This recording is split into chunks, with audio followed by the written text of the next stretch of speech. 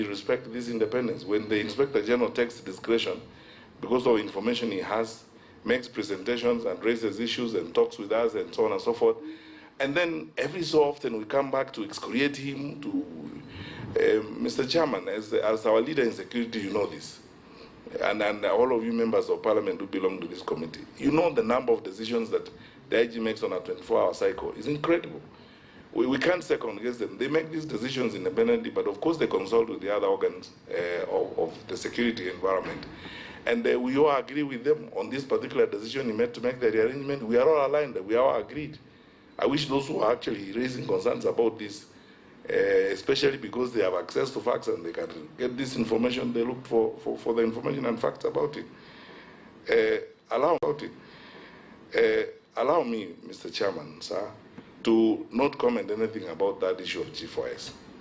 I don't want to trivialize the matters of this country and the security of our country in that kind of manner. I don't want to be that petty. I mean, we are a serious country. We are respected around the world. We are a serious government elected by the people of Kenya, given serious responsibilities. I would not like to comment and to be so flippant as to comment on things like those about G4S and so on. On the issue of, lastly, applying the law selectively, you gave me discretion to skip the answer, but suffice it to say, we are not applying the law selectively. Sometimes it boils down to people also taking moral responsibilities as national leaders, because it gets to that point. The lives of the people we lead is also a matter of your moral responsibility as a leader. Thank you, sir. We will pick the second round. I'll pick Honorable Nimrod, Honorable Matiang'I, and Honorable Ambogu. Chair, before you go, a very important question of mine has not been sufficiently answered. Which is it? Article 245. In regard to what? The independence of the Inspector of General in managing the way it has been answered is not coming out clearly. He has done. I thought he did. I was listening so carefully. He answered and he said that's an independent office. So in short, unless Honorable CS, you want to put in 2 words so that we also make progress. The other members also want to ask some questions. Yes, Chair. But let him go. Let him have a go at it again. You know, Mr. Chairman, it's a raging debate that has been existing in this country for a very long time. When people talk about independent officers, you're independent from what? Because you see, government is organic in its nature. You know, the Inspector General exercises independence of command. In other words, in terms of deployment and making decisions on what he needs to do and how he executes his duties and so on.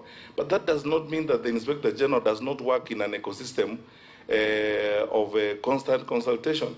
We have succeeded so far, and you should know as a security committee in Parliament, our war against terrorism in this country has been much more successful because of our multi-agents approach. We sit together, all of us, share intelligence and work together.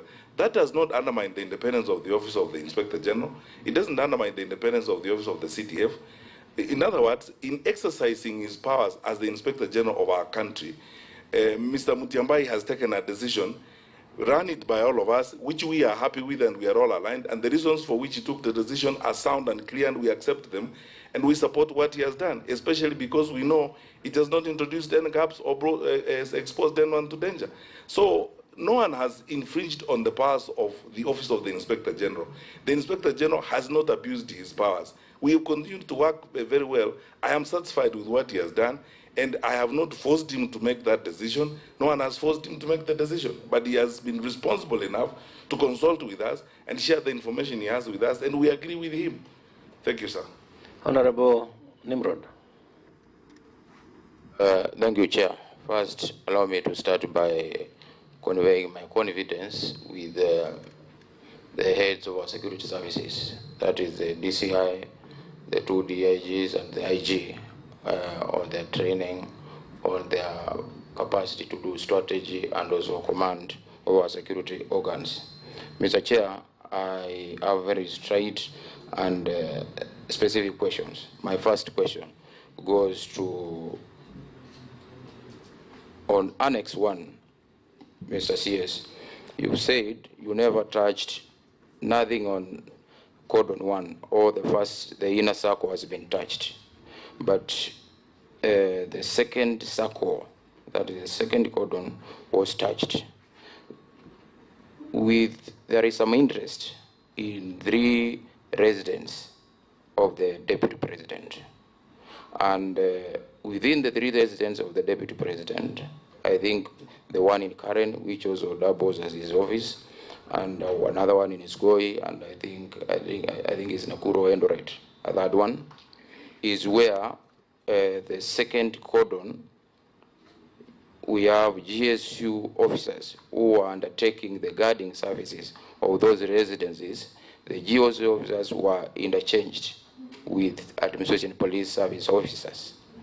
There is also, apart from the interchanging, there is also the aspect that there were reduction in numbers. It was not 1 for 1, as in you remove 30 GSU officers and bring 8 administration police officers. So I would want clarity on that. Did we remove GSU officers doing the second circle within these 3 homes of the deputy president and interchanged them with the administration police service officers? And in that, if that happened, in the course of it, did we reduce the numbers of the personnel, of the numbers of the officers? Number 2, how is the command in terms of, we are talking of, especially because the first layer and the second layer, these are people who are always with the deputy president. And at some point, they will find themselves at the same place. Let's talk of the current home. The people guarding the general areas and the presidential escort unit. These are all armed officers, are all officers under the IG, no matter where they're coming from. How is the command at that time? Who is in charge? As in now, we have administration police officers guarding the gates and the general areas. Then we have the commissioner of police. Then we have the presidential escort commander. Somebody somewhere, one of the officers has to be in charge of, at a certain point. We can't just have everybody in charge, 3 commanders from 3 different units taking charge of the same residence at a particular time. So who is in charge at that time? Mr. Chair, we are... Last one, because there are many interests, please. Mr. Chair, it's better we take the whole day here and accommodate these questions. You can ask that question, Honorable, please. You can ask that question then in the second lot, because the others also want to ask one question each. Oh, thank you. Yeah, because the Chair, the person we are talking about is in respect to what Honorable Chipugut has quoted on the Constitution, the duties of the President and what the President does to this country. In the same Constitution, in case there is absence in the offices of the President, the person we are discussing with the Deputy President is the person who will take charge immediately. So, actually, this is like a spare President, and it's not an office that we can discuss anyhowly. Chair, let me go by your instructions. My last concern, order, let him finish. Which is a concern, actually. Which is in the answer, which need not to go. Order, I'll give you order. Just finish. Move to finish. Yeah, Masara Tulisa Boli. My third issue, let me leave one of the questions and go for a concern. I believe the action taken has, in a way, opened up our security agencies to unnecessary scrutiny. As in, there were no discussions before this action as to who is superior between the GSU and the APs. And now, the removal of the GSU and the bringing of the APs is the one which causing the aspect that there is some downgrading that the security has been downgraded because the GSUs were superior to the APs. I think, Mr. Chair, that is something which should be addressed, and especially by the IG. It can't go out to the public there, because it means the other Kenyans who are being guarded by the APs out there, they are not as secure as they would be if they were being guarded by the GSU. So I think, and in the wisdom of his deputy, His Excellency the Deputy President, actually he welcomed these officers, and he spoke about his confidence in the work they are going to do. And it was very clear in the media and in the public domain that he was comfortable with the APs who had been brought to his residence. So I would want to see the same, and especially from the office of the AG, a firefighting kind of mission to downplay that reasoning of there is one service which is superior to another. Thank you. Yes, Chair. Yes, just 1 minute. Yeah, Chair, this is a House of Records. In our Constitution, there's nowhere written that we have a spare president. So I want on my to withdraw that statement, because it's nowhere. In our Constitution, there's no spare president. Indeed, Honorable Mbai, did you refer to the Deputy President, His Excellency, as a spare president? I never did, Chair. Yeah, so if in case he did, then I order that we expunge that from the records. Honorable Kingangi. Thank you very much, Honorable Masal. Thank you, Mr. Chair. Let me start by appreciating the security team. I have a lot of confidence in Kenya's security apparatus, their professionalism, and the organization. Having said that, I think there's a question that the chairman alluded to, and other members have also asked. And it is a bigger question of the public right now. The reason why. Why did the change have to be done? Why now? And given the fact that the service starting orders and even the Act give the GSU the responsibility for State House and state lodges. Unless one is arguing that the state lodges are so much superior to the official residence of the Deputy President, then even the question of downgrading can be argued that there was a downgrade. Because if a state lodge which is visited even rarely, sometimes not visited even once a year, is being guarded by GSU, then one could even argue that it is a downgrade. Secondly, the strength of a security force is not the strength of the person standing at the post. It is the strength of the chain of command, it is the strength of the depth, the backup, as we would call it.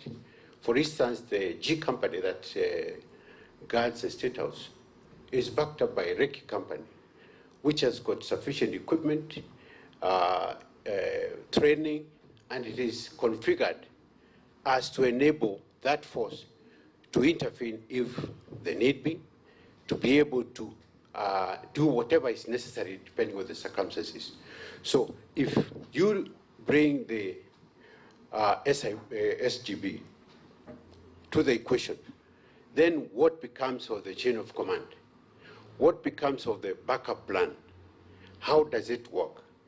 So the question why it was done, I think it's still pertinent, and I think it's a big question in the minds of the public. Finally, I don't want to dwell into this. I think as much as we talk about the inner security layer and the outer layer, it has been tradition, and it is also captured in the Act and the standing orders that the GSU does protect. So I don't believe, And I would like to be explained to how the Inspector General has discretion in changing something which is provided for by the Act and the standing orders. So my question is, why? Thank you. Yeah, I hear that the bigger question around it is, are there GSU officers guarding the residence of the Deputy President? And I think I hear that everybody, and it's cutting across all members. We will, Let me clarify. yes. The second layer, because that's the argument, that the second layer has been changed, the inner layer has not been changed. The second layer State House is to GSU G Company, backed up by the RIC. And it would make sense. It would make sense when the second layer was GSU, backed up by the same RIC company, which has the capability and training to back up. I get. Now the police chiefs are here. They'll be able to take that up. The last one was Honorable Muji. But a point of order, Chair. I'll be asking my questions. What is out of order? And you are in the next round. Yes, I think as members of the Security Committee, we can also not just be throwing words. When you say State House should be guarded as same officers as the residence of the Deputy President, there should be reference to the law and the standing orders. And Honorable Matiang'I, the law talks about State House, state lodges, the President and the Deputy President, not the residence of the Deputy President. Yes, in fact, I had wanted that to come from the Honorable CS so that he can give us details. I had that question, but let him clarify on that. Honorable Ambu. Thank you very much, Chair. I will actually start my question from where Honorable Kaluma has just gone in. I wanted to ask the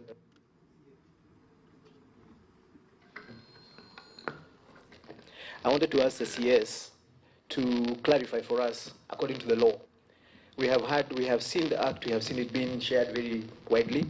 I have heard my colleague Honorable Matiang'I suggest that the Deputy President's residence should be above State Lodge. That's where I just understood him to be suggesting right now. But the law is very clear. We have the President as a person, the Deputy President as a person, state houses and state lodges being guarded by GSU. What I now wanted to understand, what is the definition of the Deputy President's residence according to the law? Is it categorized into something that then becomes part of what is in the law to be guarded? That's my first question. My second question goes towards timing. We live in this country, all of us, and I'm sure even you are very alive to the fact of the politics.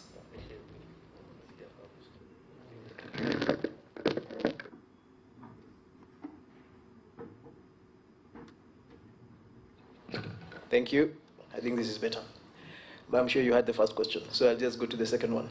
We live in the country where we are very alive to the politics of the day, and I'm sure you knew that the decision you made was going to be politicized. And I wonder whether you actually factored in how you are going to deal with that. In this time and age, there are going to be people who are going to take a decision like that and make political capital out of it. And I say this because of the very interesting observation I have made. The principal himself, in this case, who is the Deputy President, is on record saying he has no problem with the changes that have been made.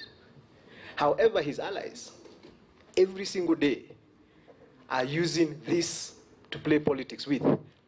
And so the question now I have on this, Point of order, Chair. You will allow me You will allow him to finish, just Maybe like you are allowed to finish. Yes, But you are allowed I you to think there is finish. something that should not continue. Chair. Honorable Mbai, I allowed you to finish, and then I took the point of order. That's how we shall conduct business. Thank you very much, Chair. The question I was making is, it is on record.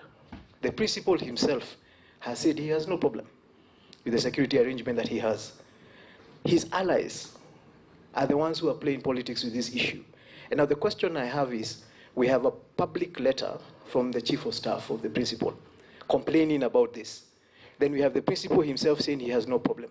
At this moment in time, who do we engage with? Do we engage with the public statements from the principal, as security officers, yourselves and us?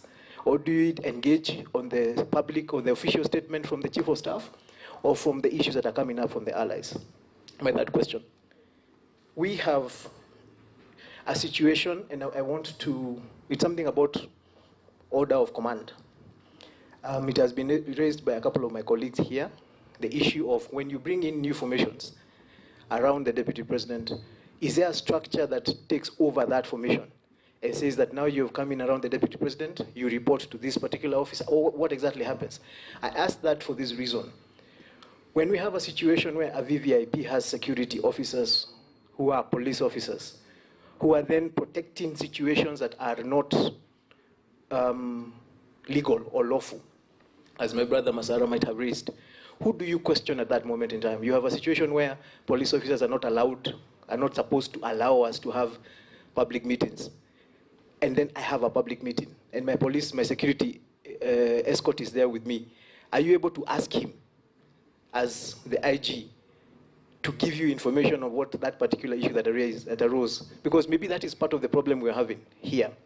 My final question, which actually has been sent to me by somebody from Nyeri, who apparently, I didn't know we were live, is does the law determine how many officers a VVIP is supposed to have? Is there a constitution? Because sometimes I feel as if part of the reason we're in this problem, I have looked at the historical security of all the vice presidents that we have had. The decision that jumped from 30-something, or 40-something, or 50-something, to 257, how was that decision made? And is that what we are suffering from now? Because once you give me, for example, as a member of parliament of Nyeri, if you give me 10 security officers today, and maybe the law just says I should have 1, then tomorrow you come and take 5, and leave me with 5. I will actually come and complain that you have downgraded my security, despite the fact that the law says I should only have 1. So part of the problem, and maybe the question you can help us is, how did you make the decision to have 257 officers? And is that what the law requires the Deputy President to have? And at what point do you then reduce them? And does that go against the law? Thank you very much, Mr. Chair. Thank you very much, Honorable Mujiri. And I think I asked that question from the onset. Another question that is troubling everybody, including I asked whether if I want to beef up mine, you can allow that to happen, and you skipped it. Maybe this time around you will be able to address it. But what is out of order? Yeah, thank you, Chair. Chair, we are discussing the matter security, actually government, the Deputy President, the CS answering questions about security, which is government. I don't know where the issue of allies are coming from. What is allies in government? What is allies in government? Well, I hear you, but I hope it's not me you're asking. If you ask me allies in English, I know what it means. I'm asking through the chair. Honorable Wambugu said his allies. So I'm wondering, we are discussing government and security and the Deputy President. Okay. What is his allies? What are allies, Honorable Ngunjiri Wambugu? What are allies? Thank you very much, Chair. I'm actually very happy to answer that question. The reason we are seated here, just explain who allies are. The reason we are seated here the definition is that of allies. There was a complaint that was public. That is what has raised us, given us the opportunity to, made us actually summon the CS and his team. That complaint has been public. Allies are the people who are associated with the Deputy President, his friends who are looking out for his interests. And I don't think it's a bad thing. I think it's actually a good thing. Yes, I think, and he alluded to, and this is very important, Honorable CS, he alluded to a letter written to IIG of police by the Chief of Staff, and I think that needs to come out so that in case, and if indeed it happened, then we also want to be privy to the contents of that letter. Honorable CS, I think you can go. Thank you very much, Mr. Chairman, sir, and thanks, honorable members, for the questions that you have asked so far. Let me start in the order in which they were raised. The question that Honorable Mbai asked is about downgrading and whether or not we should comment about this.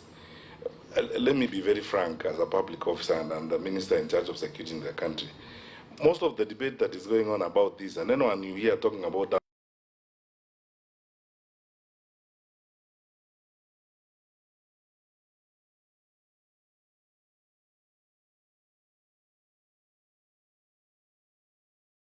downgrading. Definitely. When the deputy president moves, for example, to some parts of the country, if the IG feels that he needs to bring in SOG or QRT or so on, you see people are raising questions. Many of the people who are debating these things, first of all, don't understand the entirety of the formations of the police service. They don't understand the strengths and the capacities that we have and the training and the capacities of all the other formations. So people have just proceeded from a propagandist easy point of saying you're downgrading the security of the deputy president and so on. We're not looking at the facts as they are.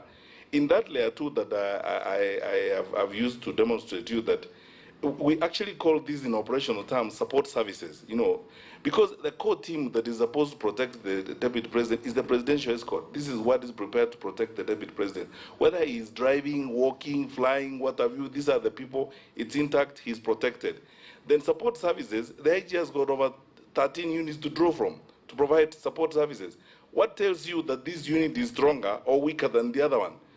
And over a period of time, given the resources that we have deployed, there are other units that actually you do not know of that probably have got stronger and even better capabilities to do certain things. Because let's look at Article 10 of the National Police Service Act. It's very clear. The IG shall determine the distribution and deployment of officers in the service. And how does the IG determine? He uses the information that is given. He uses the intelligence that he receives. And from time to time, he will make certain changes. Why are we second-guessing the IG in the decisions that he has made when he has made so many of that decisions, of such decisions in the past on other areas? And we have demonstrated clearly that the deployment in terms of personnel and asset that we have given to protect this office and the holder of this office is very strong. In fact, Mr. Chairman, some small counties in this country, like Vihiga and Nyamira, for example, probably don't have this kind of deployment, and in terms of even assets, as it were, in providing the support that we are providing with this office. So the question of downgrade, and I would like to add what did you say? I'm saying that there are some counties that are smaller in the country. The smaller counties like Vihiga, for example, probably don't have the strength of deployment and capacities and assets such as we have deployed to protect the holder of this office. So when people jump up and say, oh, you know, there's downgrade and so on, in quality and operational terms, you'll have to go into an operation room and listen to the director of operations tell you everything about this before you make that kind of conclusion. I want to state here again categorically, for the record, there has not been any downgrade of the security of the deputy president, period. So this banding words around really, honestly, is not fair. Why was this done? I explained, Mr. Chairman. I am willing to discuss that, but I can't discuss it in an open meeting. Because that is tantamount to sharing the notes of the National Security Council or the Minister of the Council in an open meeting like this, and I have no clearance to do that. Why, and the background to this rearrangement, I cannot discuss in an open meeting, because I'll be going deep into an operational issue.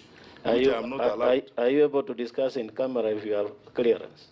You have the clearance to discuss in camera. If you provide this is the committee that oversees the issues of security. If you provide an in-camera proceeding, maybe I will discuss that.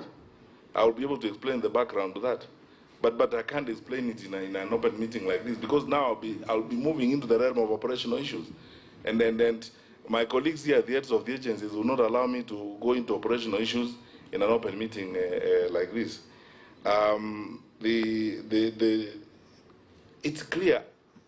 Let's just be very frank with each other, Mr. Chairman, honorable members. The deputy president's residence is not a state lodge. It is not a state house. The law is very clear.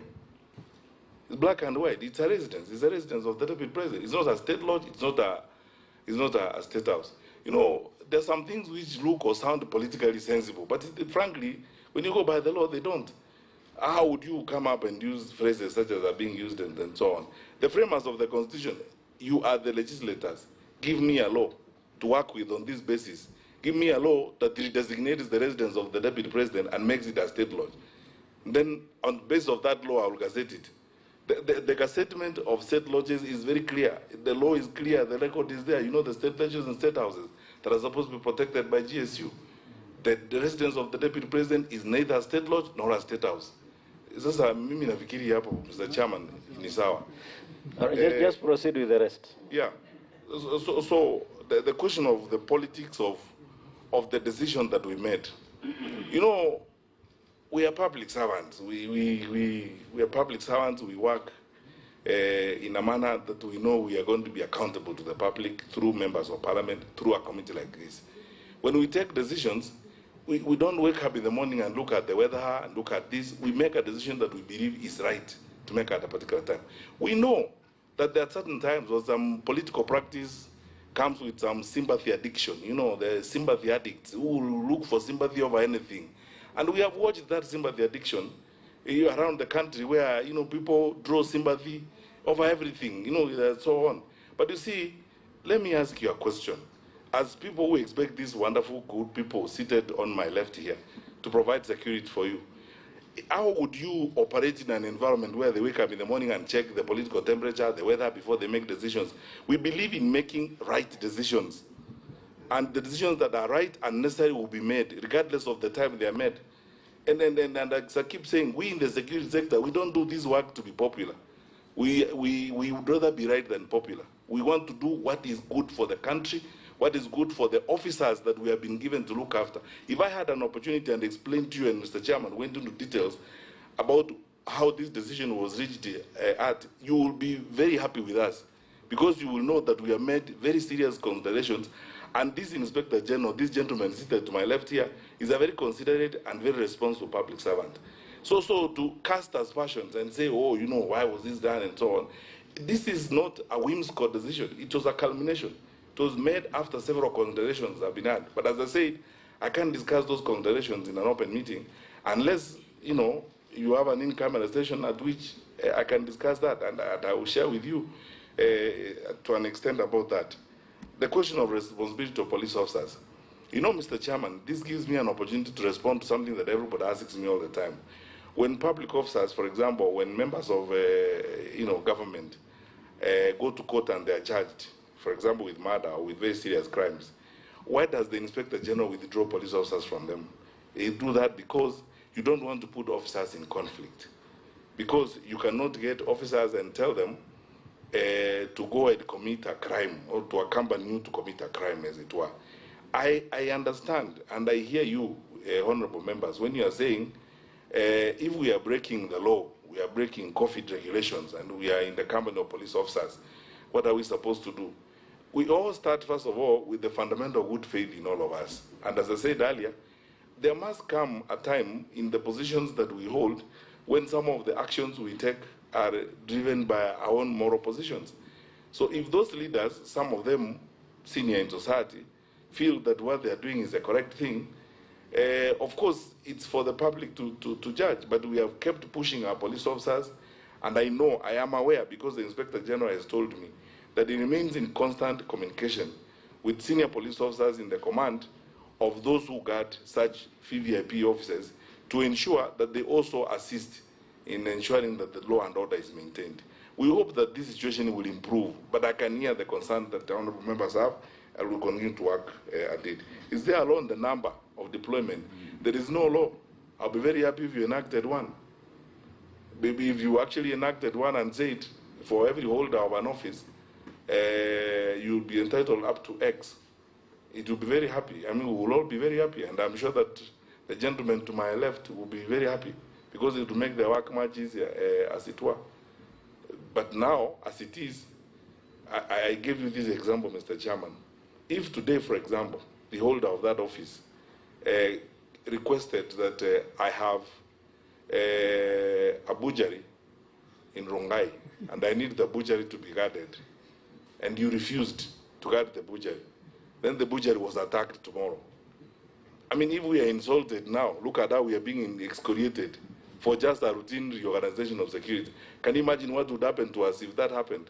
So when a request comes, we accede to it.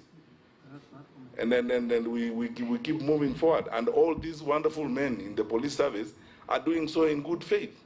And the question CS then was, up to what extent will you keep on acceding to requests? Up to which number will you then stop? Because as much as you're answering the others, you will now open this line for us to be able to ask for extra police officers or security officers, for that matter.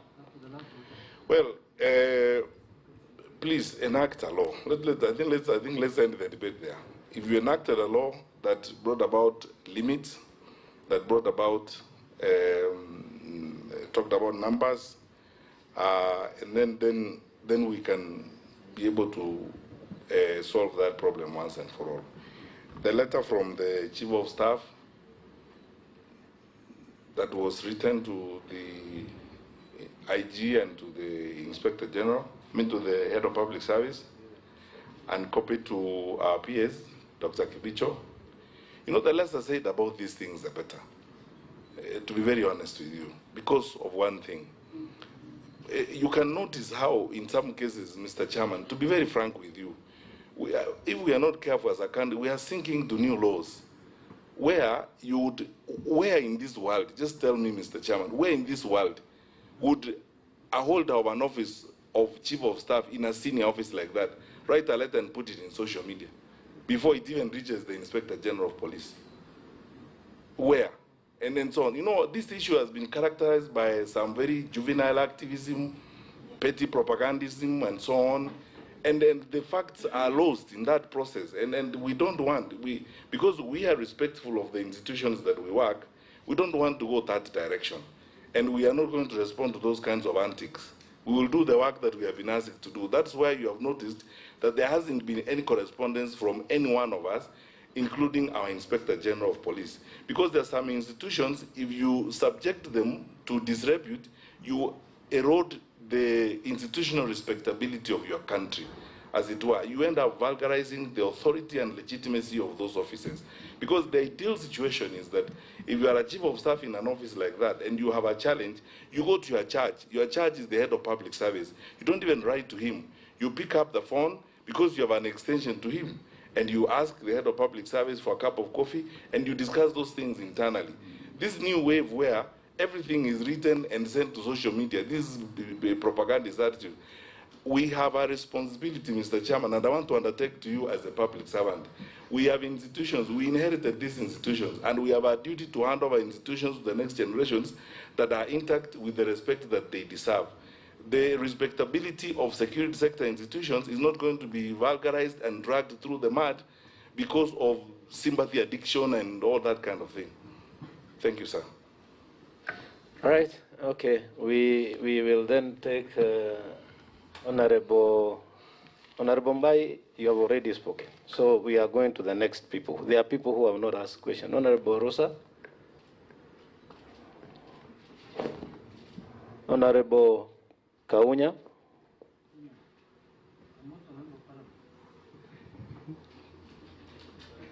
Honorable Shuria. Thank you, Chair.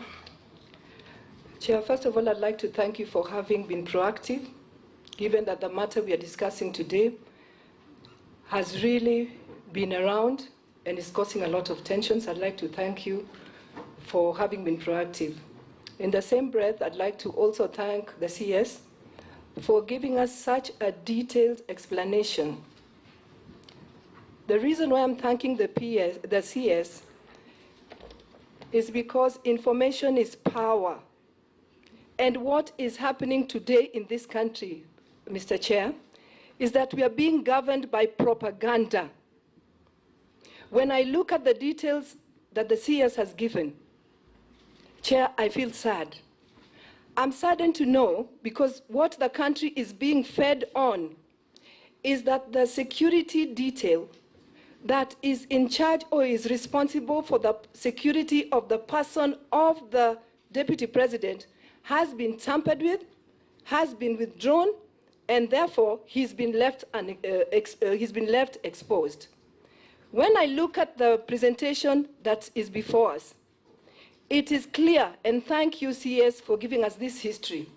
When you look at the history of the security detail in terms of the presidential escort unit for each of the former vice presidents of this country, it is clear that none of them had more than 14. All the former vice presidents had no more than 14 presidential escort units who were responsible for the security of the person of the vice president at that particular time. But it is clearly demonstrated here that the current holder of this office has 74 against 14 of all the former vice presidents. And this is why I'm saying that it is good that we have this information now so that the country can breathe and stop being governed by propaganda. When you compare the 74 to the 14, I will go further and look at the security in totality, where the current office holder has a total number of 257 or thereabout, either looking after security in his person and also security of his businesses or private businesses. 257 against the highest of 57 of the Honorable Raila Amolo Odinga when he was the Prime Minister at that particular time. So we are comparing 257 with that highest of 57. The reason why I'm bringing out this comparison is just to quell out that propaganda so that Kenyans can actually see the reality that indeed one office has 257. This clearly brings me back to Animal Farm by George Orwell, where it says that indeed we are equal, but some people are more equal than others. And the demonstration here clearly shows that if you are a holder of the office of the Deputy President, you are indeed more equal than any other Kenyan. And Mr. Chair, I'd like to request the CS at this particular point, because I know Kenyans are watching, Kenyans are anxious, Kenyans feel exposed and unprotected. Could you kindly, in a very general manner, also let us know that as much as we are discussing the security of the Deputy President's office today, how exposed are these Kenyans? What is the ratio of this police security to the Kenyans? I would like to request for that. I would also, my second question, Chair, and I was quiet when everybody was talking, so I just request members to also give me that opportunity. Honorable Peter Masara, my second question. You let Honorable Rosambu speak, and then you'll ask after that. If there is a point of order. Yes, point of order. That is how we are conducting business today. Yes. Please. My second question is I'd like to know from the CS and his office, is there a code of conduct that governs how you carry out your routine responsibility? For example, because everybody is asking, why now? Why now? And we've clearly seen that there was just a rearrangement. Rearrangement to me, coming from a background of being a teacher of English language, does not mean withdrawal. It does not mean downgrading.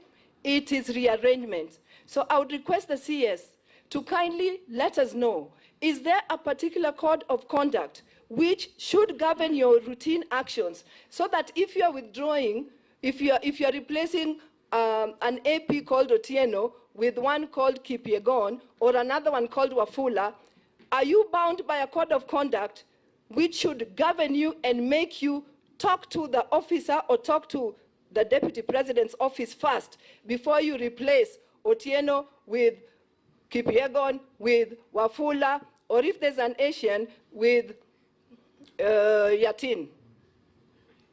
I'd like to know if there's a special code of conduct, and if you actually didn't follow that code of conduct, then why? That should be the question, not why now. Because if it's routine, I imagine that you can carry out your routine activities. But I'd like to know, is there a code of conduct that governs your actions when you have to? Done? Chair, I hope you're going to give us... You have done 2 questions. You have done 2 questions, and I don't want to be selfish by doing another one. Yes. But I hope you'll give us an opportunity to speak as Kenyans, as leaders. Because, Chair, I think as leaders, we must bear responsibility for this country. The people propagating and the people causing this propaganda and bringing the country into so much tension is nobody else but leaders. Right. But leaders on false information. I hear you. I hear you. So let's do it this way. We finish with the business here, then you know what you can do as a politician.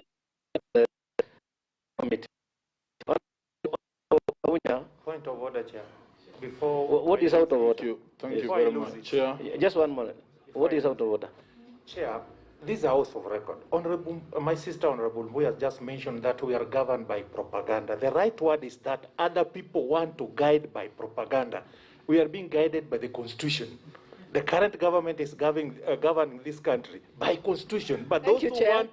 want to take over using propaganda. No, Thank you, That's Chair. a very let us important not point of order. let us stop Chair. that debate. Chair, but what I said is, seemingly, Yes. what the current Okay, country you is are a going on teacher now, of English. it's like. Yes, I heard you. And Chair, a teacher of English cannot make silly mistakes like that. I heard you. So if there was a mistake, it will be corrected. Honorable Kaunya. Thank you very much. Honorable Kaunya. Thank you very much, Chairman, for giving me this opportunity. Chairman, I have 2 questions.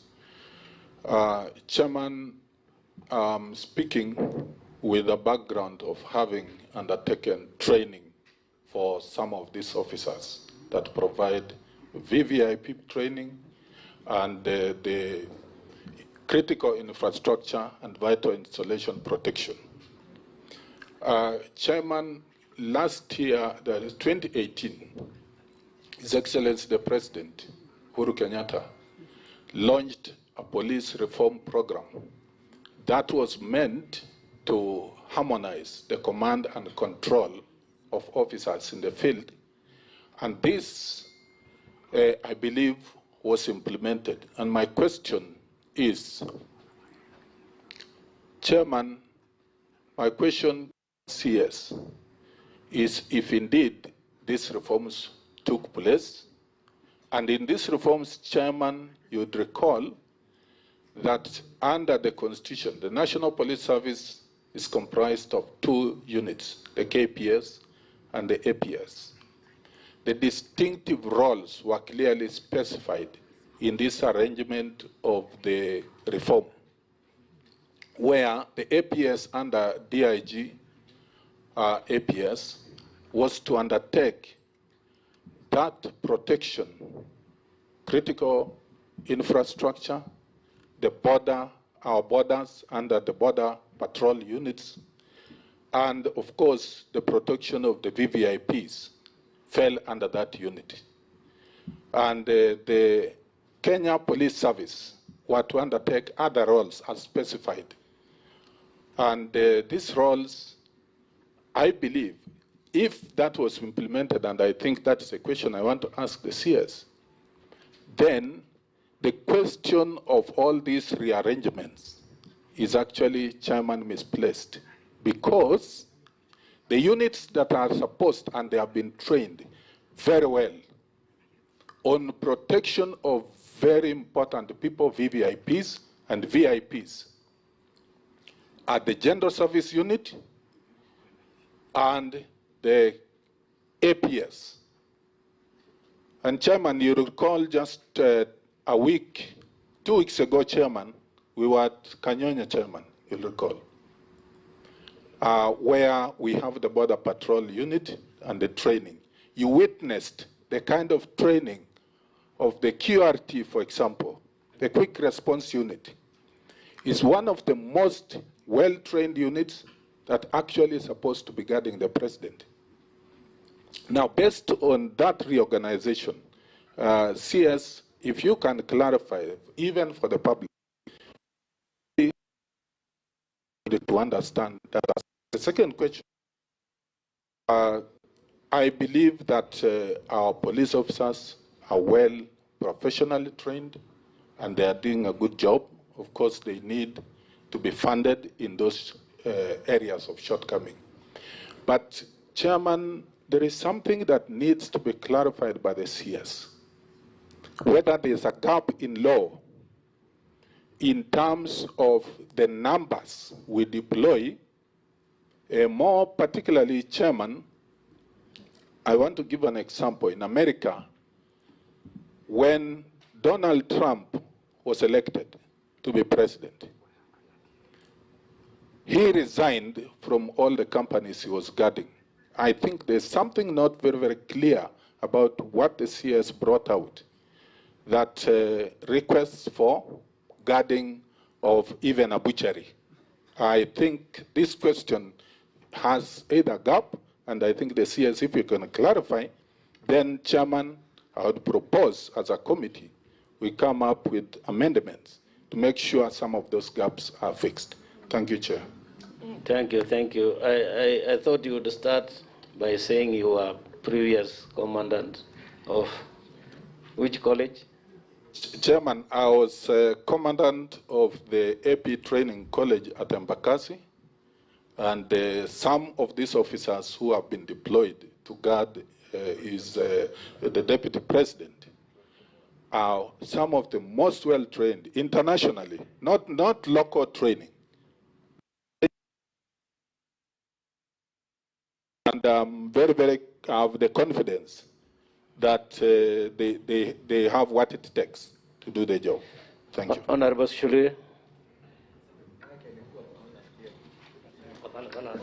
Thank you, Chair. Mike, I have two questions for the CS. There was this famous gentleman by the name Kenei.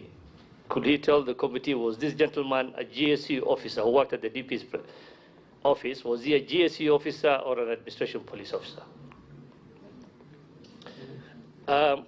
Question number two. Tongi.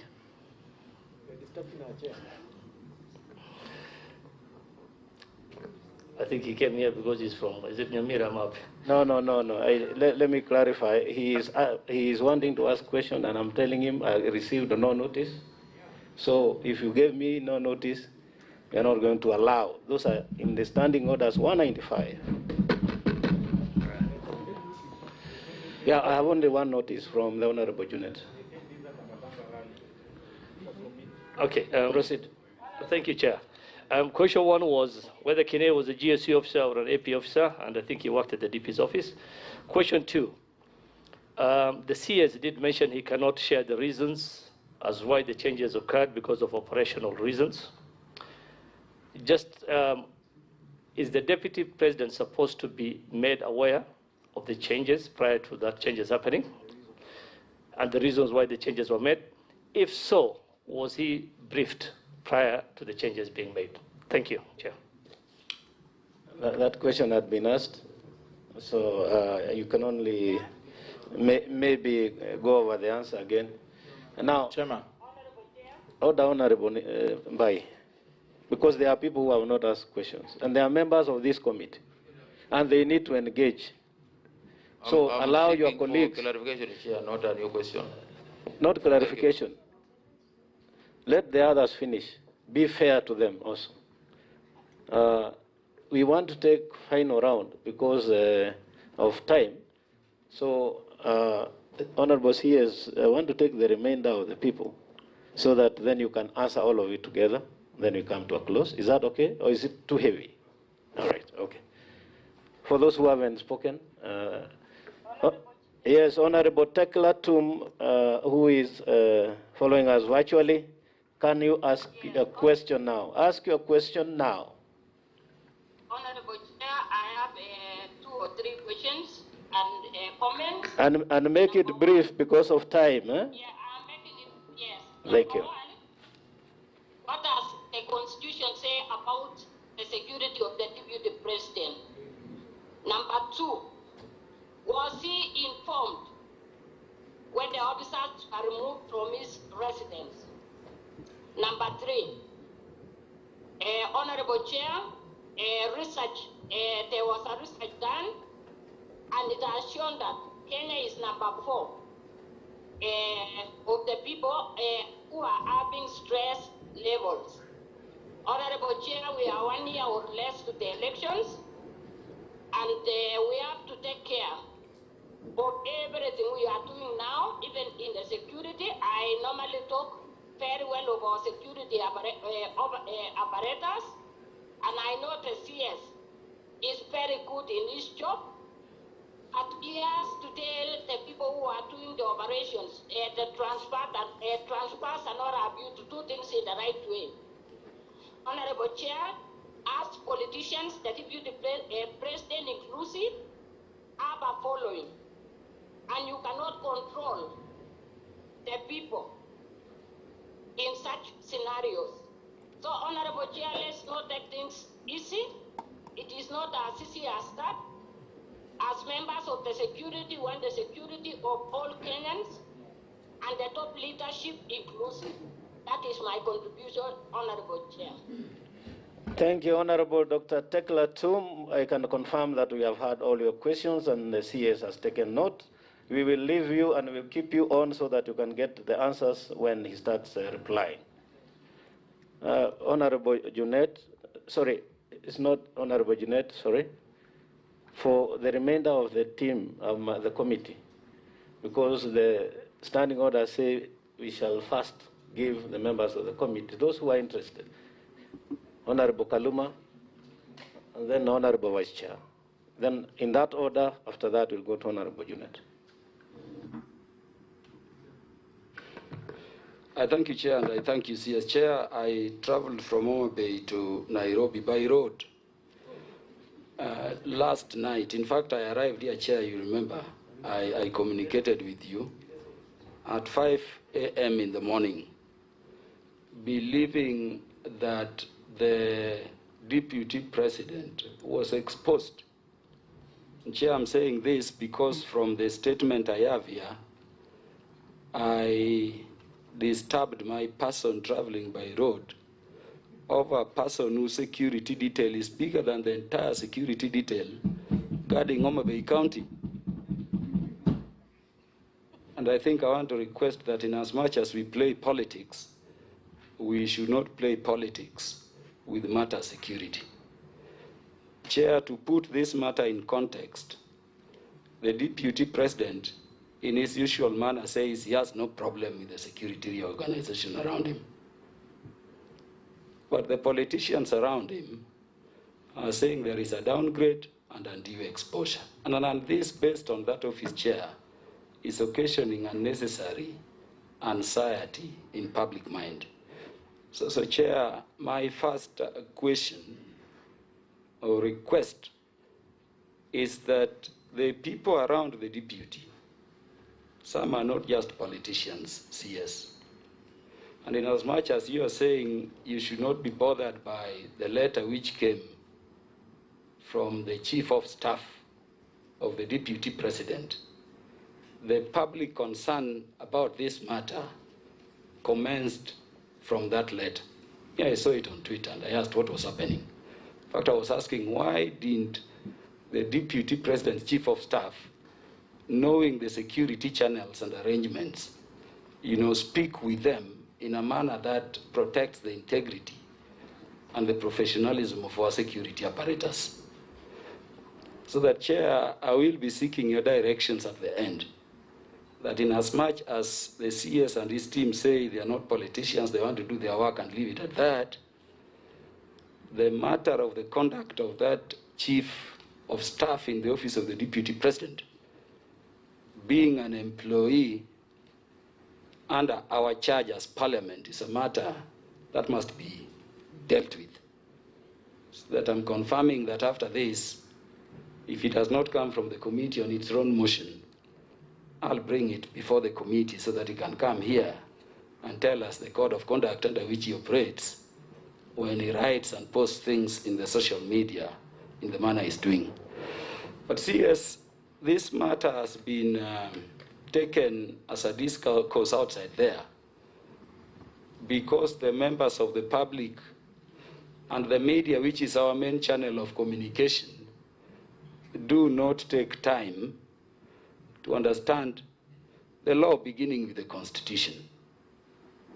In fact, CS, I'm shocked at the manner and the extent to which our very competent officers in the administration police service have been undermined. When you hear people comparing our APs to even G4S, I think we don't understand what the administration police service is and the Kenya police are. So I would have requested that because the media is here and Kenyans are watching, you have elaborated not only provisions of the standing order. I think for the sake of the public, you would have, made a few mentions of it, now that the media is showing these proceedings, and more particularly, Chair, the units which have been created under both Kenya Police Service and Administration Police Service and what they are in charge of. Because you see, Chair, people have been saying the Deputy President is not being protected. Us in the committee know that the Presidential Escort Unit, which is a unit affiliated to the General Service Unit, is protecting the person of the Deputy President as they do that of the President. You are being told that a change in terms of the officers guarding the residents was a downgrade. What the CS needs to tell the public is when this Security of Government Buildings Protection Unit was established and its mandate, so that people, can understand that there is a unit specific to protection of those critical installations, the government buildings like the deputy's residence. Lastly, CS, if you look at the statement at page 2, you are clarifying who the GSU guards at paragraph 9. It's the President, the Deputy President, the State Houses, and State Lodges. So that the forum of this committee, which is the link of the security apparatus with Parliament, Chair, should be utilized by the CS to tell Kenyans that if anybody who wants the residents of the Deputy President to be included in this category, and what they should be proposing is the inclusion. But before the inclusion, really, you cannot obligate the IG to install GSU to guard a residence not mentioned as a residence is obligated to take care of. So I would request, Chair, that the CS makes a bit of these mentions for clarity because we are live. Mention the various units. I imagine, Chair, that even the Border Patrol unit, the anti-stock theft unit, even this GSU, clarify to Kenyans whether they are under Kenya Police or Administration Police so that people can understand these things. And to me, that would be good in terms of explaining. And what are these units and their formations and their roles? But Chair, I regret we have taken too long playing politics over an office that is protected more than my county. And that is the aspect that saddens me. Honorable Vice Chair. Chair, let me also join my colleagues in thanking the CS for really telling us the truth and also telling the Kenyans the truth. Matter security, Chair, is something that you cannot compromise as the committee, as the members of this committee. And I'm surprised, and I know why, the reason why now. I saw yesterday the Deputy President say he doesn't want this matter to be discussed by the committee of Parliament. And now I know the reason why. Maybe he didn't want Kenyans to know the truth. And thank you, CS, now we know the truth. Just, Chair, I've done a small calculation on police population ratio to the citizens. And I found out it's 1 to 600. 1 to 600.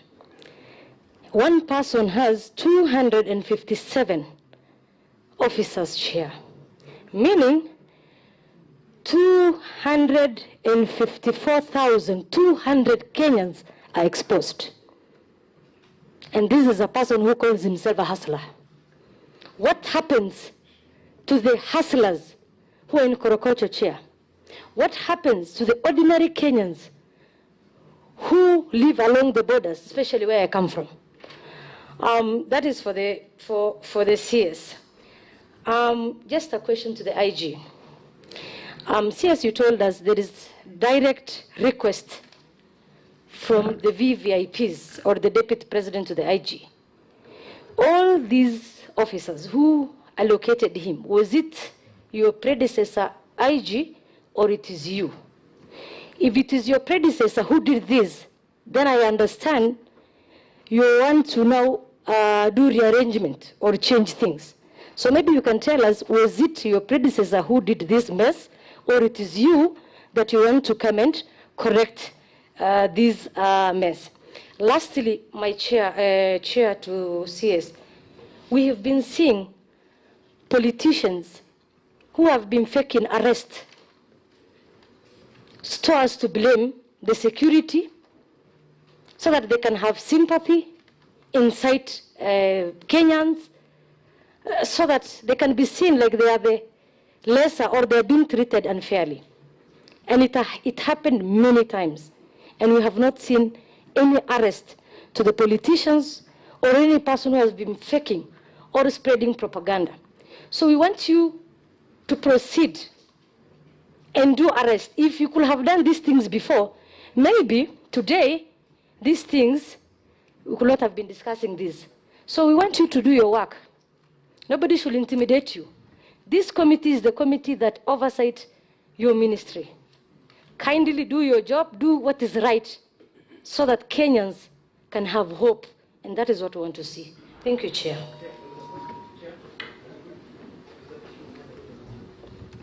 Which question was not answered? Chair, I've just Your realized question? There's a question of mine that wasn't answered that I would hope that he's going to answer. As he Which answers. is? That when you're discussing matter security with the office of the Deputy President, who should we listen to? Should we listen to the Deputy President? Should we listen to the Chief of Staff? Or should we listen to his allies? So that we are able to know when we have an official complaint, who should we listen to? Because if we have one situation where the Deputy President says he's okay, then his allies say he's not, then the Chief of Staff says he's not, who, as a committee, should we be listening to? Thank you. I think that's fairly straightforward. Honorable Junet. Chair, I was to get a clarification. Thank you so much, Chair. Chairman, Honorable Bai, just let me finish that round. I'll give you that clarification. But I hope it's not another question you're asking. All right, okay. Chair, thank you, Chair. Chair, in accordance with the standing orders of Parliament, I wrote a letter to you yesterday requesting to attend the committee as a friend of the committee. And I want to thank you for accepting my request. That's what the standing order says, that you write to the chair of the committee. Initially, first I misunderstood. I wrote to the speaker, but I retrieved it. I wrote back to you. Having said, Chair, I have just one or two questions, Chair. First, Chair, according to the document provided by the minister, and you see, Chair, government is run through traditions and precedents. And the previous traditions and precedents, Mr. Chair, have shown that the former holders of the office of the Vice President or Deputy President had very few numbers of policemen or women, 22, 24, 12. We are dealing with a case of 257 here, Mr. Chair. 257, Chair. Chair, where I come from in my constituency, the last census, the population was 204,000 people. And the number of police officers who are there are not more than 70, 80 in my constituency. When I divided that by this 204, one police officer is guarding 3,300 people in a day, especially the night is worse. One policeman is guarding in my constituency 3,300 people, Mr. Chair. And here we are discussing 257. My question actually is not about the law now, because we have all agreed there is no law that guides how to assign a policeman to VIPs. But it's a question of morality. I want to ask the minister in charge of security whether this is moral to give one person 257 and people in my constituency have only 80 police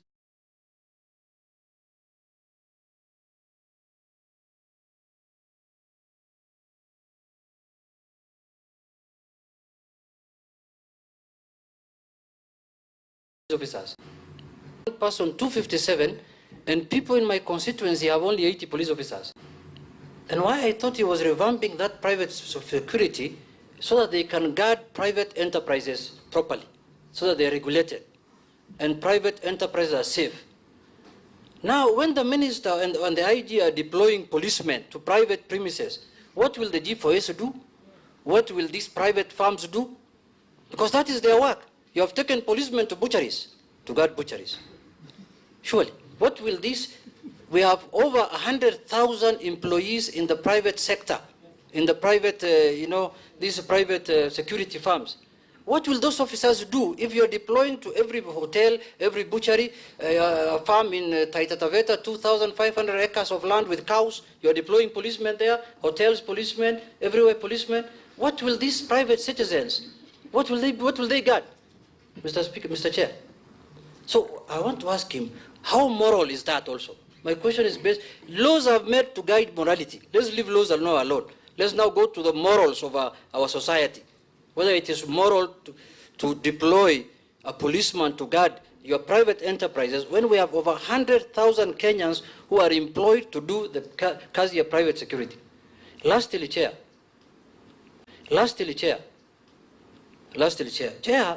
it's very surprising that we have Kenyans who are not properly secured. Cattle wrestling in the Rift Valley, theft everywhere. And then you can deploy 257 members, security members, to kuchunga shamba ya kuku, shamba ya samaki, nyumba ya mopango ya kando. Chair, I'm done. I don't want to ask another question. The minister must apologize to Kenyans, Mr. Speaker. Mr. Chair, why that happened? Honestly, he must apologize. Leave alone removing or deploying. He must tender an apology to Kenyans that it will not happen again. Thank you very much. What were you clarifying, Honorable Mbai? Thank you, Chair. The reason I've been very persistent is, Chair, I've served as an administrative police officer for 14 years. And it pains me when I see the deployment of administrative police officers being termed as a downgrade. It can't be. These are officers who are highly trained. My concern is, we know in their rearrangement, and especially the current resident of the Deputy President, GSU officers were moved, and the Administrative Police Officers Unit, which is supposed to guard the Deputy President's residence, were deployed. What never came out clear is about the numbers, because I asked how many GSU officers were moved and how many administration police officers from the SGB were deployed. Yeah, I remember, yes. Thank you. That is also straightforward, Honorable CS. I'll allow you then to have a go at the answers. Then at the tail end, we will ask you to do the remarks after we have listened to the answers. And remember, there are questions that you had not tackled, like Honorable Ambugus, that one from Honorable Mbai. You'll also, in the process, answer them. Chairman, I'm here. Thank you. Order, Honorable Robbie. Yes. I've been raising my hand. You raise your hand, but you don't belong to this committee. And I hope you have not come to create drama. No, I'm not. Yes, we have standing orders. And the standing orders dictate, Honorable Mbai, that you write to the chair 24 hours before. Chairman, I notified you yesterday. Listen to me. You write to the chair 24 hours before and even indicate the subject matter you want to address. So we have done well to allow you to listen. That is good enough. Chairman, I wanted to beyond that, if you then proceed to disrupt this committee, I'm not disrupting. We will follow the standing orders. I'm not disrupting. Okay. So you listen to what is going on and allow me take your cool. To this committee chair. Honorable Robbie, please. Honorable Robbie. Honorable Robbie, I'll read the standing orders now. You must be able. I notified you yesterday. Can you bring a copy of that letter? Do you have a letter? It's all right. You have a letter. You want to cause drama so that Kenyans can see? Drama, Chair. Yes, then bring the letter. I'm a stickler of processes. Okay. Honorable CS. Thank you, Mr. Chairman. Sir, I will do my best to go over all the questions. We try to take as meticulous notes to my peers and I so that we don't forget anything. Honorable Rosabu, you asked the question of the population, the police to population ratio. Currently is 1 to 600. The UN standard is 1 to 450. We are working hard to get to at least to the UN level standards.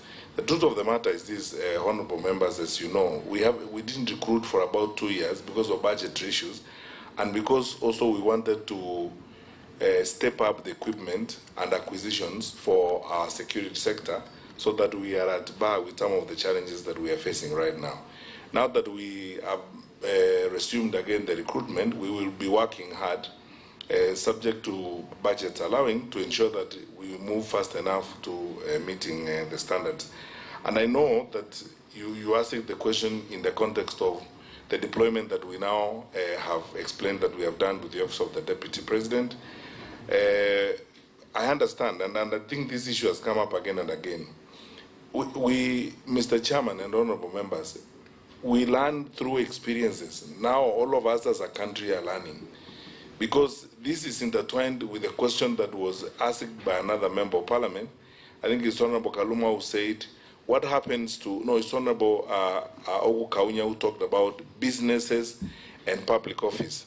Because the expectation is that when you are in public office, you're supposed to walk away from private sector responsibilities so that then the two issues don't clash, such as cases we're having to deal with. It tells us one thing, honorable members, there's some work that we still need to do. There's some work we need to do in terms of tightening the law. There's some work we need to do in terms of looking at Chapter 6 and tightening our responsibilities, because quite clearly there is an overlap or the clash between business and public office sometimes can cause challenges such as we are dealing with. But again, on this particular score, I plead for my colleagues, the heads of the security agencies. You know, if you are the Inspector General and you receive a request of this kind, it becomes very difficult to say no. We have been riding on this, as I say, unregulated question on the numbers and the extent of deployment, and now is the time for us to look at it again and come up with a statutory action that will now regulate the numbers and say, for example, even if you have VVIP, the ratios of the officers deployed to you will not exceed this number, as it were. Otherwise, if we leave it open as it is now, and no one knows this better than Honorable Okaunya, because he was in this sector before, he faced the same issues before. If we leave it open like that, these issues will keep recurring, and you can see clearly the propensity to abuse this is real. It can be abused. For example, in 2018, we all agreed at the National Security Council that we are surrendering prison warders from protection duties, because, when we looked at the ratio of prison warders to inmates, it became clear that we have enough numbers in the APS, in the SGB, and the new commando units we are creating to provide VIP protection. So let us all return, officers from the prison service to do their correctional service work. But you can see still, even in the contingent that is guarding the Office of the Deputy President, we have about 13 officers from the prison service. So unless there's a strict and stringent regulation and enactment of the same, and then we enforce it, all of us, so that it applies across the board, we'll keep encountering these challenges as we go along. Is there a special code of conduct on how to handle these changes and deployments when they come? The answer is actually no, as Honorable Buyu asked. Because as I said, we cannot second guess the Inspector General of our National Police Service. He takes decisions on our behalf throughout. He takes decisions on a 24-hour cycle, and he has the best intelligence and information to make certain decisions. So we cannot require him that if I want an officer from my ethnic community, you must write to me, and then I get the letter and so on. There's no security system that operates that way around the world. We are becoming more and more modern, the state. So, in respect, therefore, I'm saying, Mr. Chairman, that there is no code of conduct that was violated in this case, in terms of the changes that were made. Nothing was violated. And in fact, there's a question I don't want to ask now because it can steer us off to another debate. How is it that these questions are being asked now when we have done this rearrangement several times before, even in that office? How come these issues are coming up now? And we've done so many of those rearrangements before in many other VVIP offices, including that one. So the question is, it's because we are within a political context and straightforward professional departmental actions are being unnecessarily politicized and being subjected to, emotional and irrelevant politics, unfortunately to the detriment of the stability of the country. But I think on a balance of probabilities, going forward, after the clarifications we have made today, we're all going to be aligned on this, because facts are as they are, things are clear to everybody. There is no downgrade of anything here. We know we are doing what we must do, and we are continuing. But I cannot plead with you enough as a committee that we need statutory action on these issues of ratios, even for VVIPs and numbers and so on. Otherwise, you are going to force police officers to open an OB for chicken. You are putting police officers to guard a poultry farm, so they will now be running an OB there for chicken. This chicken arrived at this time, they left this time, and so on. It's a joke in the long run if we are not, going to be organized in that kind of manner. Honorable Okukaunya asked the question about police reforms and the unified command. It's a question of the unified command. As you know, and Mr. Chairman, indulge me to say this is more or less like a personal comment, that every time you listen to somebody like Honorable Okukaunya speak, you feel the pleasure of a knowledgeable person, because he's speaking from a position of knowledge. If people were debating these issues from that kind of position, we wouldn't even be having this kind of hullabaloo around the country on this, because you see, the quest for a unified command was intended to make police effective and efficient in the delivery of service, but also, again, to grow our capacities to deal with our dynamic challenges in the security sector. That is why, for example, when we came up with an all-women commando team, that is now making headlines and doing us great stuff, is because we wanted to have this integrated, prepared, because there are circumstances where we need to deploy special units of that kind, as it were. The unified command is a journey, Honorable Kaunya. It is not going to happen in 1 year or 2 years or 3 years. Even we internally are having a debate, because since 2018, when His Excellency the President directed this and began this phase of working on a unified command, we've worked on this for about 3 years, and sometimes we step back and ask ourselves the question, is it working well for us? For example, how does it relate to Ngao? And how does it relate to deployment? Is it interfering with what we are doing? The questions abound. But we are just about to begin reviewing, the implementation of this for the last 3 years. I know issues will come up, or some things we need to change, as it were.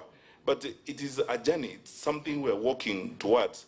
But now, and I think that is what you are referring to, because of that unified command, it is much easier to integrate the various units and various formations to get them to focus on a task at one time. If we have a challenge, for example, at a particular border point, we actually can pull together, for example, ASTU, QRT, Border Patrol, and the GSU, even if it's contingents of, the G company, and deliver on the assignments that we have.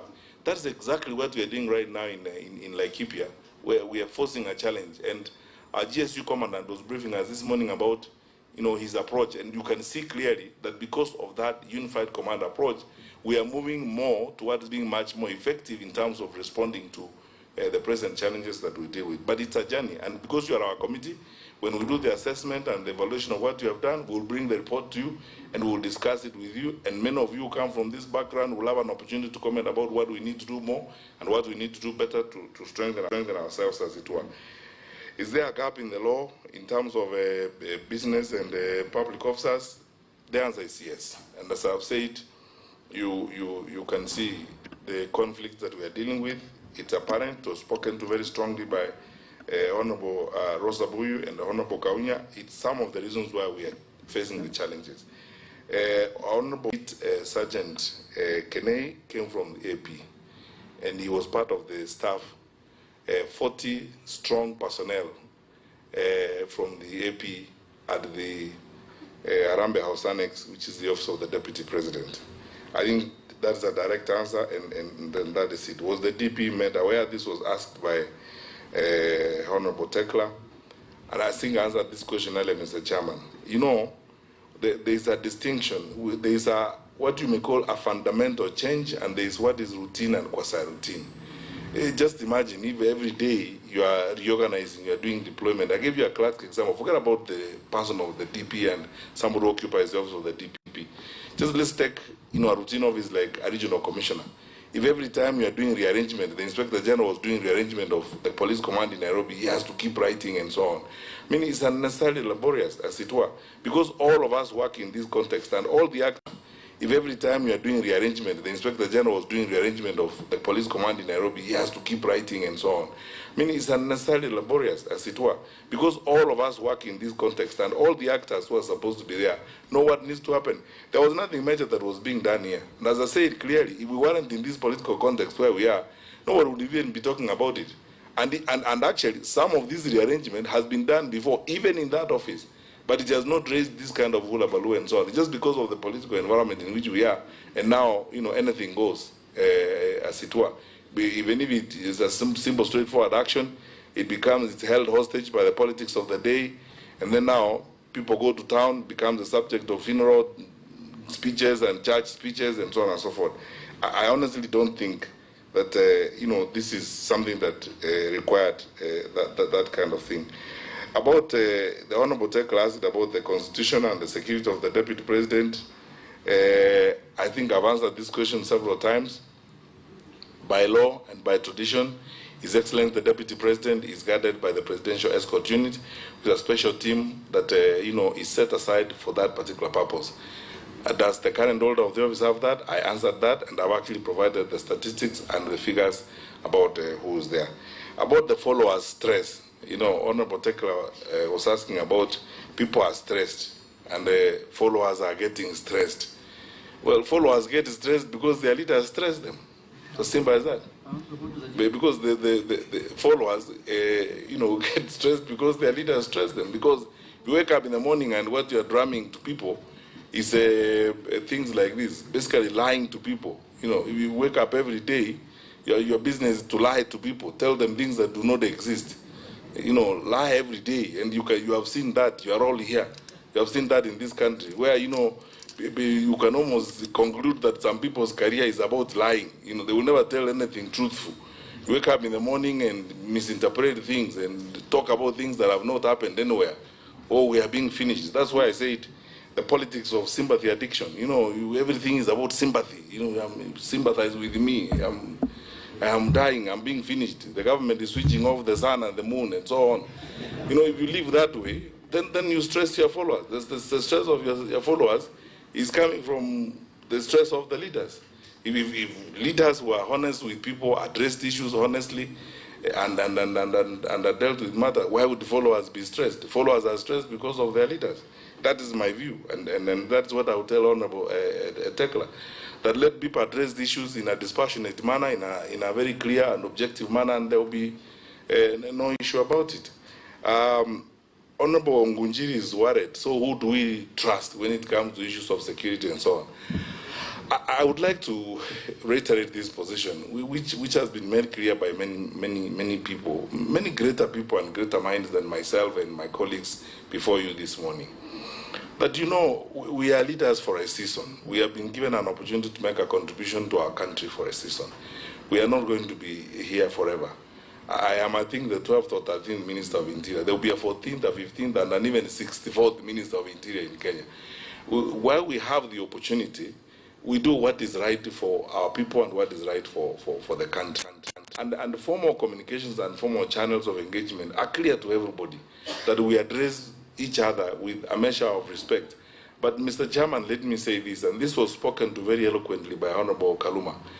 Nothing will sustain us than protecting institutions that have been created by the Constitution and by the law. And institutions are bigger than all of us. But you see, if you get engaged in subverting institutions and undermining institutions from time to time, it becomes a challenge, as it were. So who do we believe? We will believe formal, proper, truthful, factual communication from an office. That's what we will believe. And there are structures. This is a government that is about over 6 decades old. We have found a tradition. This country has been managed by people since 1963 to this day, and they have established traditions of engagement and how you conduct government business. If you have a challenge, you go to your supervisors and discuss it with them. You don't write letters, using street language, and then you put it in social media, and then, you engage in cheap populism, throwing an irrelevant tantrum, in the hope of gaining sympathy. You're basically playing for sympathy. and not caring about the country as it were. So, Honorable Mujiri, who do we believe? We believe formal, factual, truthful communication that respects the structures of government, knowing as we do, and as we must at all times, that we are only individuals. We are here today, tomorrow we are gone, and then we must hand over to the generations that come after us the institutions that that were handed to us. Honorable Junet asked the question, is it moral, the situation that we have right now? I think as a honest public servant, I would be pretending if I didn't honestly say, I also don't think it's moral, what we have right now. I am as chastised as everyone else is on this particular matter. And I agree, and my colleagues at the Ministry of Interior and all the heads of the agencies will work with you, honorable members, to look at the law and see how we rectify this situation, so that it may not be abused as we go into the future. Because where there are no regulations, where there are no good controls, the propensity for abuse is huge. And then none of us is whole enough not to be tempted to abuse, discretion, if that discretion is not controlled or discretion is not guided. And then, a situation emerges where you abuse discretion, then you turn around after you abuse discretion and claim sympathy, and so on. So in this particular case, because human beings are human beings, and we are all human beings, and we can make mistakes. Where challenges of this kind exist is where we, as the executive branch of government, reporting to you as the people of Kenya as representatives, we need to work with you to see how we can overcome these kinds of challenge through statutory action as it were. And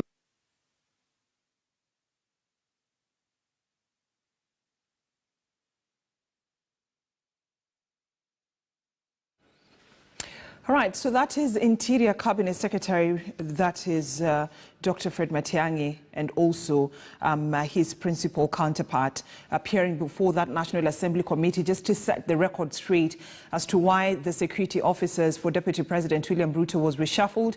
I understand we are back for a good feed, so we cross back